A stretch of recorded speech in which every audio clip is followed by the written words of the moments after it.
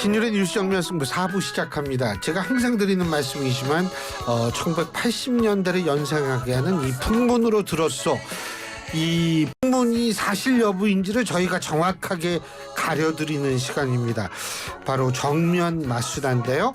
오늘도 두 분 나와 계십니다. 한 분씩 소개해드리죠. 먼저 국민의힘 박용창 영등포을 당협위원장 나와 계십니다. 어서 오십시오. 예, 반갑습니다. 예, 그리고 더불어민주당 조기현 법률위 부위원장이십니다. 안녕하십니까? 안녕하세요, 조기현입니다. 예, 대표회담이 25일 날 이제 열리긴 열려요, 국회에서. 예. 예. 근데 뭐 갑자기 생방송 문제가 좀 이제 저거 하는데 어떻게 보세요? 아니 뭐 생방송 내리 그 100분 토론 생방송이었잖아요. 어떻게 보세요? 일단 큰 틀에서 만나기로 했는데 어떻게 만날 것이냐, 그리고 어떤 의제를 다룰 것이냐, 예. 역시 악마는 디테일에 있다라는 점을 다시 한번 생각해야 하는 지금 그런 상황이고요. 특히 지금 앵커께서 말씀하신 처음부터 끝까지 생방송 이 문제를 둘러싸고 지금 민주당과 저희 당이 예. 견해 차이를 보이고 있는 이런 상황. 그런데 저희 입장에선 그렇습니다. 좀 더 투명하고 열린 회담을 하자라는 그러한 좀 참신한 발상에서 처음부터 끝까지 생방송 중계를 하자, 그런 아이디어를 제시했고요.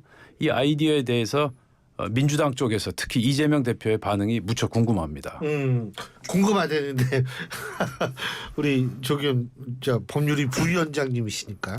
근데 일단 오늘 실무협이 취소됐더라고요. 예. 그러니까 뭐 이 영수회담의 방식, 의제 다 이제 조율해서 하면 되는데 이걸 언론에 먼저 흘려버렸어요. 그렇게 하자고 제안하는 방식으로. 근데 이게 여야 대표 회담이라는 게 그냥 뭐 의례적으로 만나서 어떤 이슈에 대해서 양측의 입장을 확인하고 끝내는 자리가 아니잖아요. 예. 지금 이 교착된 어떤 정치 상황 뭐 이런 거를 풀어갈 해법을 한번 여야 대표가 책임 있게 만나서 논의하고, 그래서 양보할 게 있는지 또 뭐 각 그 의제별로 좀 서로 합의점을 찾을 수 있는지 이런 얘기를 하다 보면 공개적인 토론을 통해서 안 되는 부분도 있기 때문에 과거에 그렇게 한 거 아니겠어요? 이게 뭐 어떤 중요한 이슈를 가지고 방송사 초청 토론해서 양측의 입장을 확인하고 그 국민적 여론에 자기 입장 호소하고 이런 자리가 아니란 말입니다. 근데 어쨌든 그렇게 제안을 해놓으니까 이걸 이 여야 대표회담, 더군다나 이제 양당 지도부가 구성이 끝나서 첫 자리인데 이걸 어떤 문제의 해법을 찾기 위한 자리가 아니라 이걸 이벤트로 생각하고 본인의 장기인 그런 방식의 어떤 대담을 통해서 주도권을 그냥 보여주는 정도로 끝내려고 하는 게 아닌가.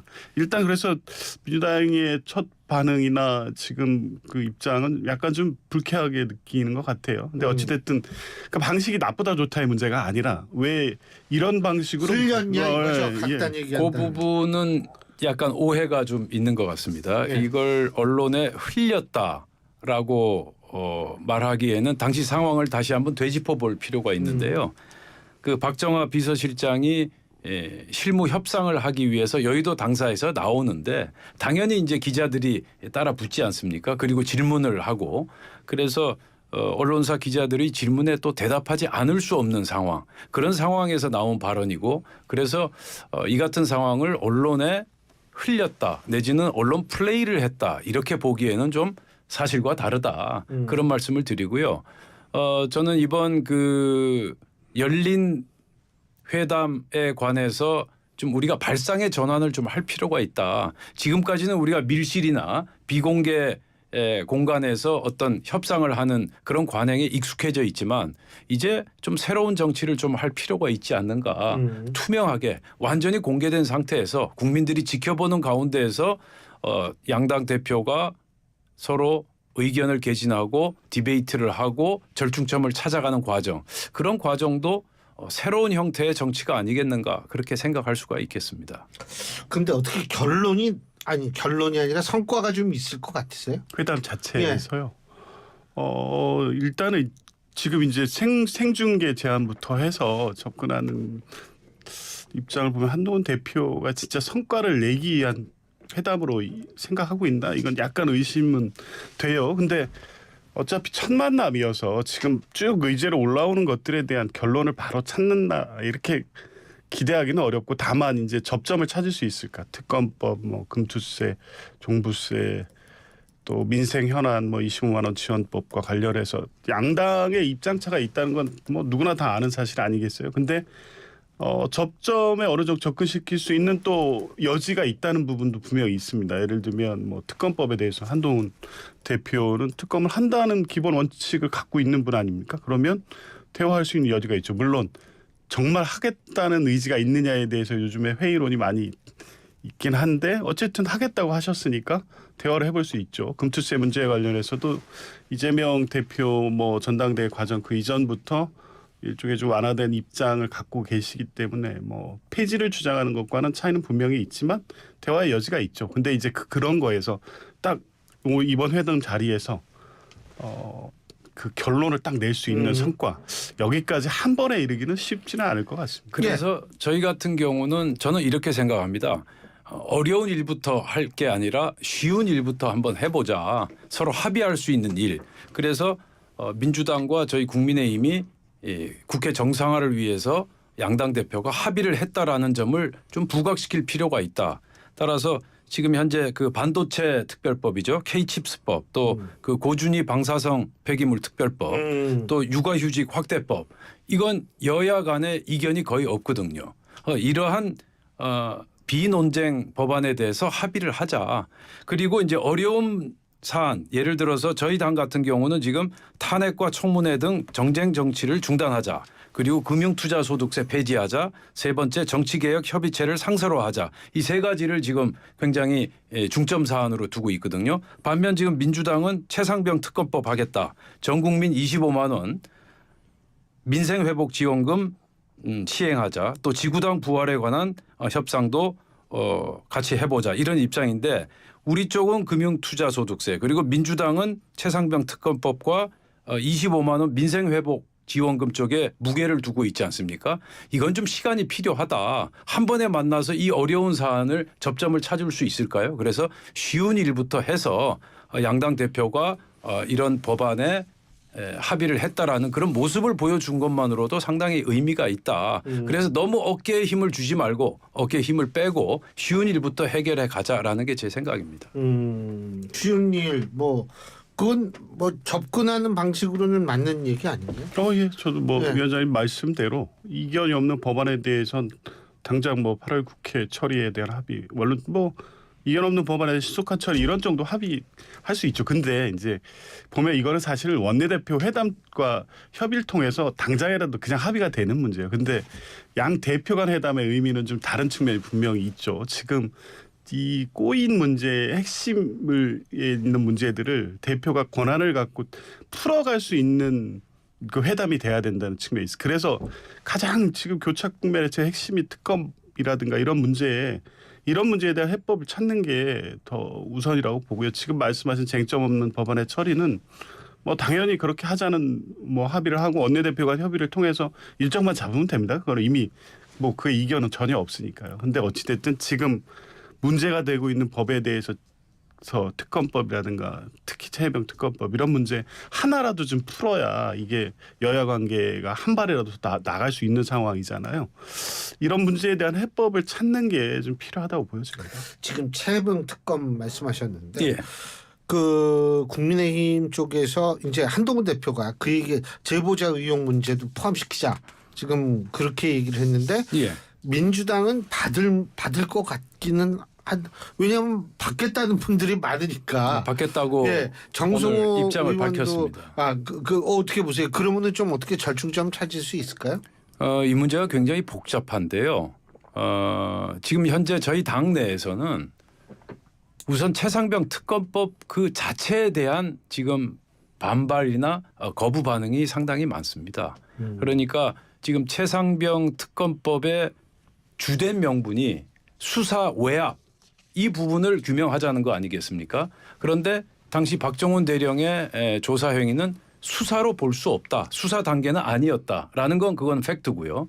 그다음에 대통령실과 국방부 간의 전화 통화, 통신 기록 내용 이 부분도 외압이라기보다는 대통령실과 국방부 간의 통상적인 업무 협의 그런 차원에서 접근할 수 있을 것이다. 그런 견해도 상당수 많이 지금 존재하고 있습니다. 따라서 수사 외압 자체가 존재하지 않는다. 수사도 아니었으며 외압도 존재하지 않는다. 그런 의견을 가진 여론도 저희 당내에 굉장히 많이 분포돼 있습니다. 다만 이러한 반대 여론이 지금 크게 지금 수면 위로 떠오르지 않은 상태일 뿐이지 어느 시점이 되면 이런 반대 여론이 상당한 기류로 조성될 가능성도 있고요. 그리고 한동훈 대표도 분명히 어제 말씀하시지 않았습니까? 당내 의견을 많이 경청하고 수렴하겠다. 지금 이제 수렴하는 과정입니다. 그래서 이 문제는 하루 이틀에 여야 대표 두 사람이서 무 자르듯이 단독으로 결론 내릴 문제가 아니고요. 좀 더 당내 수렴 과정을 거쳐야 되고 지금 민주당도 그렇지 않습니까? 방금 전에 여기 방송하셨던 이현주 의원도 지금 제3자 추천 특검법 이거는 받을 수 없다. 그런 입장을 밝히지 않았습니까? 3자가 아니고 정확히 얘기하면 대법원장 추천. 그렇죠. 예, 대법원장 추천 받을 수 없다. 그런 입장을 밝혔고요. 민주당 안에서도 다양한 의견이 존재하는 것으로 알고 있습니다. 그래서 굉장히 예민하고 중요한 문제이기 때문에 좀 더 정교한 의견 수렴 과정을 거쳐야 될 것이다. 저는 그렇게 보고 있습니다. 근데 이거 이렇게 막 얘기하다 보니까 공수처가 이제 좀 있으면 수사 결과 발표하는 거 아니에요? 글쎄요. 근데 그거 모르겠습니다. 최근에 뭐 대통령 통화 기록 확보했다는 보도 이후에 실제 수사 범위가 어디까지 가 있는지는 모르겠는데 어쨌든 한동훈 대표가 말씀하셨던 특검은 공수처 수사 상황을 전제하지 않겠다고 말씀하신 바 있기 때문에 그것과 무관하게 논의를 진전시키면 되는데 최근에 한동훈 대표의 말씀을 들어보면 하시겠다는 의지가 있나 싶어요. 제3자 추천 특검 받는다고 했으면 그러면 이제 그때부터 논의를 시작하면 그럼 하자 하고 독소조항이라고 얘기했던 부분들 하나하나 풀면 되잖아요. 그러니까 이게 이제 대화를 통해서 이 문제가 된 부분을 추정하는 방식이 있고 그 한동훈 대표가 얘기하는 민주당의 특검법안에 문제가 있는 법안을 수정한 특검법안을 내놓으시면 그러면 대화가 될 거 아닙니까? 왜 자꾸 뭐 민주당의 특검법안은 문제가 있다는 얘기를 최근에 이제 부쩍 많이 하면서 이제 제목 공작을 넣어야 된다. 뭐는 아직도 문제다. 뭐는 문제다. 이거는 입장이 하겠다는 입장을 갖고 있나 의심을 계속 하게 하는 거예요. 그러니까 한동훈 대표가 얘기하는 그러면 한 국민의힘 입장에서 완결된 특검법을 내놓으시고 대화를 시작하면 되는데 민주당의 특검법을 한동훈 대표 생각에 맞게 지금 고쳐오라는 거면 그런데 이게 대화가 말씀 중에 되겠습니까? 예, 죄송합니다만 지금 이제 앵커께서 말씀하신 공수처 수사 결과 굉장히 중요합니다. 특검이라는 건 항상 보충성의 원리에 따라서 실시하는 하나의 수사 행위거든요. 자, 그렇다면 공수처에서 수사 결과가 나온 다음에 하는 게 그게 통상적이고 정상적이죠. 그런데 지금 대통령 통신 기록까지 조회한 걸로 보면 수사는 거의 막바지 단계에 와 있다. 그렇게 여겨지고요. 더 이상 이제 조사할 사람도 아마 없을 겁니다. 충분히 할 만큼 했다고 여겨지고요. 공수처 수사 결과가 나온 다음에 최상병 특검 문제를 다시 한번 언급하는 것도 상당히 의미가 있다. 저는 그렇게 보고 있습니다. 한 가지만 더. 이거 지역적인 문제인데 축하난 보내는 거 우리 조기현 변호사님 어떻게 보세요? 그러니까 이런 걸 대통령실에서 왜 문제를 이해할 수가 없어요. 이게 문제가 됐겠습니까? 그냥 협의하다 보면 뭐 당연히 그 정무수석 오시는 일정 맞춰가지고 잡으면 난 오실 때 갖고 오는 거죠. 그거 뭐 민주당이 거기에 화답하지 않거나 이랬겠습니까? 이럴 이유가 있겠습니까? 이건 당연히 아무리 당장 지금 뭐 죽을 듯이 싸우는 관계여도 의례적으로 당대표 뭐 축하난 이런 자리에 어떤 정치적 이유를 붙이거나 거기에 어떤 다른 문제를 개입시키거나 하는 사례가 없잖아요. 당연히 민주당도 이재명 대표에 대한 대통령의 축하 인사 당연히 일정 조율해서 맞추면 되는데 왜 난 문제가 왜 튀어나오고 그거에 대통령실에 그거에 가타부타 얘기를 하는지 물론 뭐 이해할 수가 없어요. 이 문제가 큰 문제는 아니지만 큰 문제는 아니지만 근데 이거 나름대로 싸우니까. 나름대로 상징성은 없지 않다. 이 정도로 우리 여야 관계가 굉장히 껄끄럽구나 하는 이제 그러한 대표적인 상징적인 사례라고 볼 수 있는데요. 뭐 매사가 그렇지 않습니까? 작은 일에 상처받고 불쾌해진다고. 경위를 한번 좀 저도 많이 궁금합니다. 대통령실에서 정무수석실에서 전화를 했는데 전화 받지 않았고 그다음에 문자까지 보냈는데 그 문자에 대해서 어제 어떻게 답변을 했죠? 편한 시간에 전화 부탁드립니다라는 문자를 남겼는데도 그 이후에 연락을 주지 않았어요.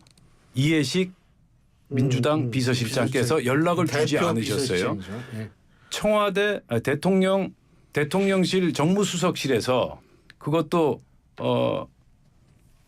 홍철호 정무수석이 뭐 직접 문자를 했던가 아니면 임명현 그 정무 1비서관이 직접 문자를 하신 것 같은데요. 대통령실에서 문자를 보냈으면 통상적으로 답을 하는 게 기본 상규 아니겠습니까? 그런데 이틀 동안 아무런 답변을 하지 않았다. 이 부분은 한번 좀 생각해 볼 필요가 있다. 왜 답신을 주지 않았을까? 그런 부분은 한번 되짚어 볼 필요가 있겠고요. 어찌됐든 큰 문제는 아니지만 한번 점검은 해볼 필요가 있다. 왜 답신을 하지 않았을까? 그 부분은 일단 저희가 볼 때 좀 궁금한 대목이다. 그렇게 볼 수가 있겠습니다. 일각에서는 말이에요. 지금 이재명 대표가 투트랙으로 나간다. 하나는 뭐냐면 그 윤 대통령과에 대해서는 굉장히 강경하게 나가고 이 여당과의 관계는 조금 상대적으로 친화적으로 나가면서 민생을 챙기려는 듯한 이미지를 좀 가지려고 노력한다. 뭐 이런 얘기인데 동의하세요? 글쎄요. 저는 뭐가 이게 호사가 그렇게 얘기를 할 수 있을 것 같습니다. 왜냐하면 한동훈 대표와 대통령의 관계를 이런 걸 고려한다고 하면 전략적으로 뭐 그런 방식의 어떤 이 관계 형성이 민주당에는 반사 이득이 있을 수 이렇게 판단하는 사람이 있긴 할 텐데 이재명 대표가 그러실까 싶습니다. 왜냐하면 지금 상황의 문제를 해결하기 위해서는 대통령과의 관계, 대통령과의 회동, 영수회담도 제안해 놓은 상태인데 뭐 그렇게까지 생각할 것 같지는 않습니다. 알겠습니다. 시간이 벌써 후딱 다 지나갔어요. 자, 다음 주에 또 두 분의 말씀 듣죠. 오늘 여기까지 하겠습니다. 고맙습니다. 고맙습니다. 예, 지금까지 국민의힘 박용찬 영등포 을 당협위원장, 더불어민주당 조기현 법률위 부위원장 두 분과 함께했습니다.